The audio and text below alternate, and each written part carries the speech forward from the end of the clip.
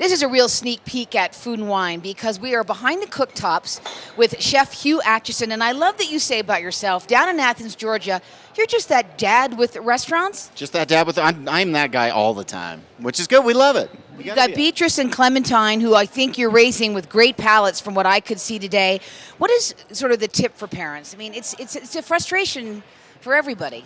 The tip for parents is you can't buy into this notion of easy food. Food's just not easy. You got to try at it. But my family eats this. They will eat maybe slightly more pork than this on the plate, and they will eat 3 different more vegetables on the plate. And that's what we eat every night. And that is dinner. And the reason they don't complain about it is because that's dinner. Making great food at home is a wonderful responsibility you have, and it's so much fun if you get into it. And your kids learn so much from watching you work. So. And it's a great time that you spend with them. It's such quality time. It's the best times ever that I can remember with my kids are always hovering around the kitchen and them helping me and us eating and us dancing around afterwards and just having fun. But it's because they eat well and they understand it. Well, you've got a beautiful plate that I'm excited to show here. You've got a beef tenderloin. You've got It's actually pork tenderloin. Pork tenderloin. That's what I meant. And you've got some chow That's here. Cabbage chow, cabbage and cauliflower and peppers, and really simple and straightforward.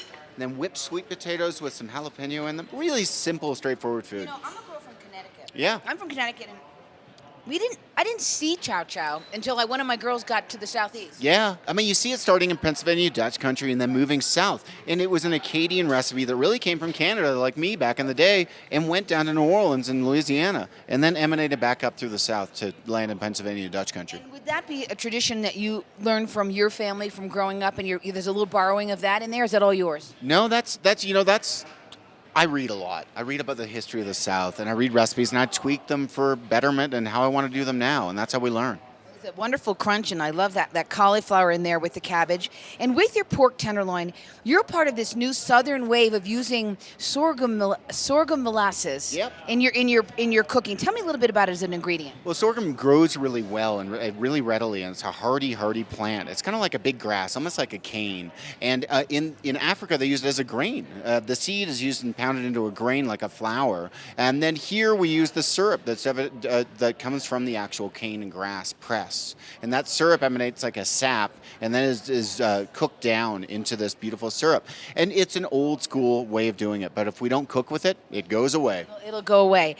Well, I feel so lucky to be with you behind the cooktop, but I love you on television. Tell me about that part of your career and how much you're enjoying that opportunity, because you're such a natural. Oh, we enjoy it immensely. I'm a natural at being very sarcastic, but I'm also a natural. I feel very heartfelt about food all the time, and I love it. So we just wrapped Top Chef in Boston, and we'll be doing finales somewhere soon. We don't know where.